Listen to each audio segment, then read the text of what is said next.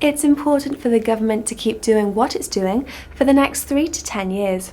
That will ensure we reach the goal of 10 trillion by 2032. Rahul Bajoria, Barclays Capital. India's economic expansion outpaced every other major nation last year. India's manufacturing PMI out today reached the slowest level so far this year. So Rahul, is India's economy losing momentum? But I think India's economic growth is largely pinned down by domestic activity, which has been recovering at a very gradual pace, but it's moving in the right direction. As far as the PMI numbers are concerned, I mean they have been fairly volatile in the last 6 to 12 months, so I won't really pin down a lot of input from that particular one number. I think broadly speaking, the direction still seems to be towards more gradual expansion rather than contraction for now. The biggest concerns for India's economy at present are inflation, exports and industrial growth. How closely should headline inflation be examined as a key indicator for India's economy? Well, historically, inflation has been the big challenge that Indian policymakers have faced time and again. And right now, we have seen inflation coming down in the last 12 months quite significantly, partly due to lower commodity prices, but also due to some demand-side management, particularly on the food inflation front by the government. I think going forward, as you said, industrial activity remains a challenge, but from the perspective of inflation, I think the government does have a great deal of control. One thing that's definitely worth watching is how the rainfalls pan out over the next 3 to 6 months. I mean, that will have a big impact on inflation going forward. A boost in market optimism has attracted bullish bond investors in India.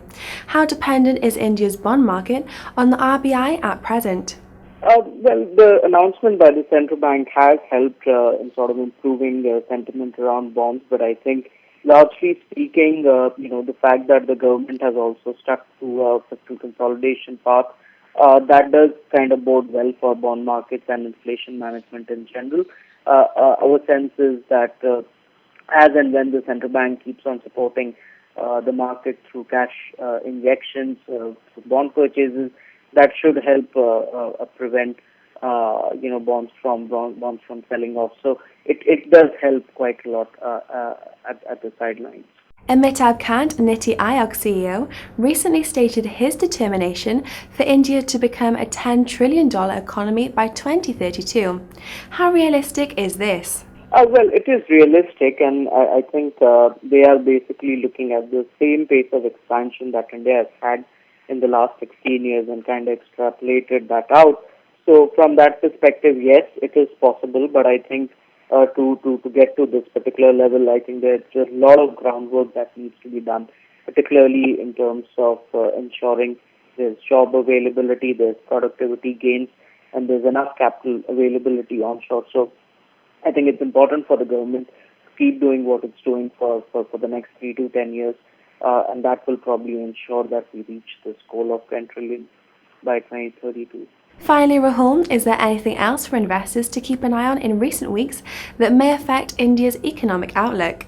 Well, I think one thing that's definitely worth watching is how the Meteorological Bureau predicts the monsoon. I mean, we have had first round of forecast. They're saying it's going to be normal. There's another round of projections expected in the next couple of weeks. That will have a pretty significant impact on market sentiment, particularly within the country. So that's one thing that's definitely worth watching. Well, Rahul, thank you for your insights.